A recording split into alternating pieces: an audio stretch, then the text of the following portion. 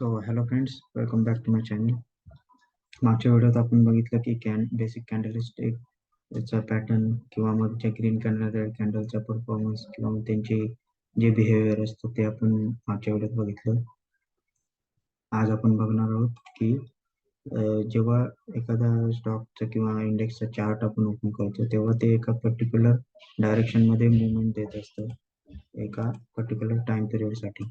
जेव्हा मार्केट एका रेंजमध्ये मुवमेंट देत असते तेव्हा आपण म्हणूयात की रेंज बाउंड मार्केट, बरोबर.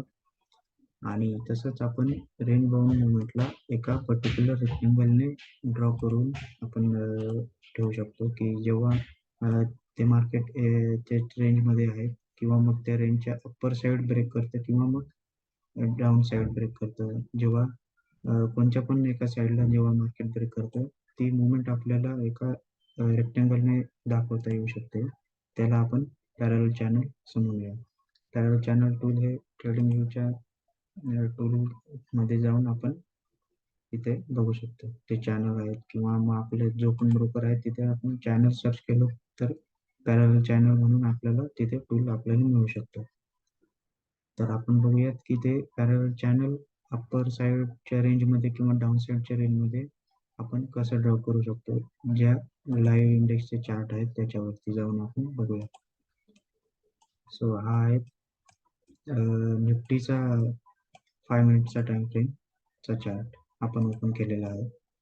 आपण बघू शकतो जेव्हा जेव्हा मार्केट एका रेंजमध्ये असतं तेव्हा ते तिथे आपण एक पॅरलल चॅनल जसं बघितलं आपण या टूलमध्ये घेऊन इथे आपण ड्रॉ करू शकतो.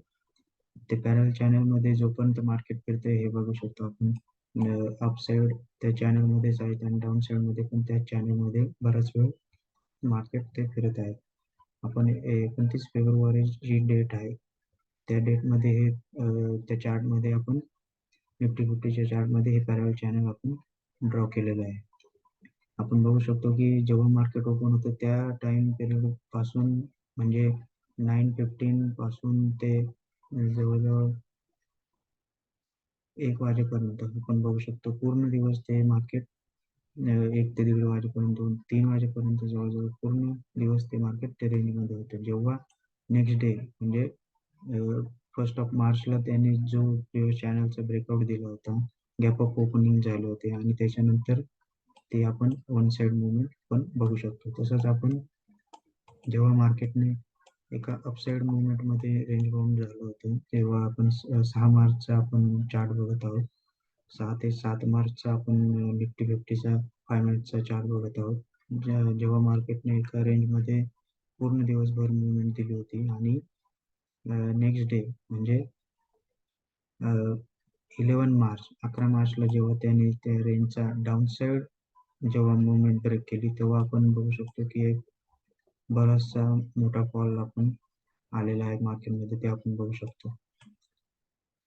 रेंज बाउंड मार्केट म्हणजे जेव्हा होत असतं मित्रांनो तेव्हा आपण एक चॅनल ड्रॉ करून त्याची एक रेंज आपण डिफाईन करू शकतो आणि आपण बघू शकतो की जेव्हा त्या चॅनलची अप्पर साईड किंवा मग लोअर साईड जेव्हा ब्रेक होते तेव्हा एक मुवमेंट आपण एक्सपेक्ट करू शकतो.